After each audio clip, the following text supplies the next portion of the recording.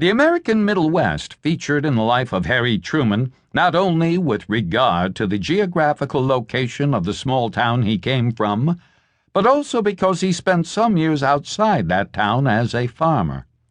In his early childhood, before they moved to Independence, his family had lived on farms, especially the farm of his formidable maternal grandfather, Solomon Young, near Grandview, Missouri, south of Independence, which furnished fond bucolic memories for Truman.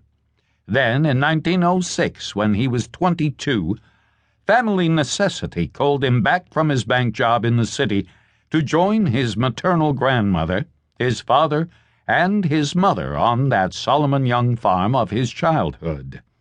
The growing American mythic memory of Harry Truman may not include, to the degree that his life did, his role as a farmer.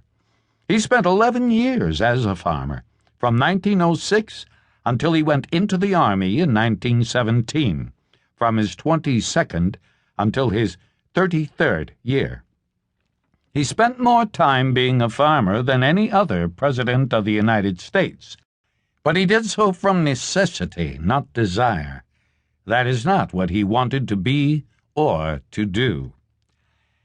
Truman was born in 1884, 6 years before Dwight Eisenhower, in another small town in the midst of the cows and wheat and pigs and corn and grain elevators of the nation's great midsection.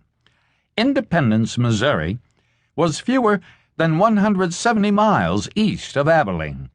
Today, by the Truman Road and the Eisenhower Highway, 163.3 miles. The proximity of the two towns was such that when, in the fall of 1904, Harry Truman, as a young bank clerk, was boarding with some of the bank boys at Mrs. Tro's boarding house at 1314 Troost Avenue in Kansas City, the nearest big town, one of the other bank boys boarding there was Arthur Eisenhower, Dwight's eldest brother, who had also gone to the nearest big city to become a bank clerk. Mrs. Tro charged the future president and the brother of another future president $5 a week for breakfast, dinner, and a room.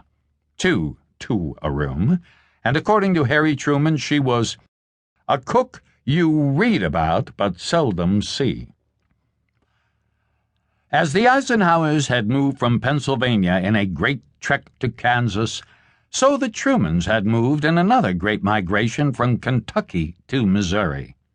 Missouri, admitted to the Union as a slave state in 1821 as part of the Missouri Compromise, was in its politics regularly Democratic.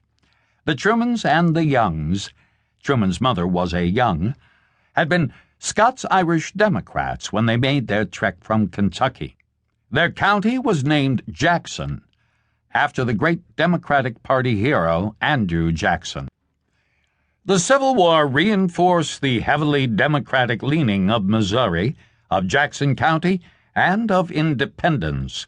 Among Harry Truman's early memories would be the great torchlight parade celebrating Grover Cleveland's second victory in the presidential race in 1892. Harry's father, John Truman, a livestock trader and farmer who was a very active Democrat, would play a prominent role in that celebration. Young Harry Truman was a different sort from Dwight Eisenhower, in part because of his eyes.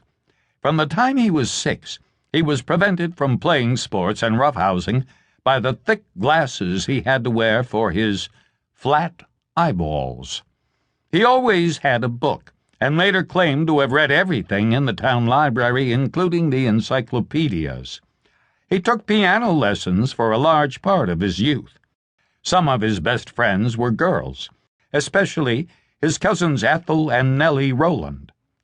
One might expect the Big Ikes and Little Ikes of his town to have applied to him the appellation most dreaded of all for an American boy in an American town, Sissy. One day, in the auditorium of the Truman Library, a small boy, whose ears had grown up but not his face, asked Truman,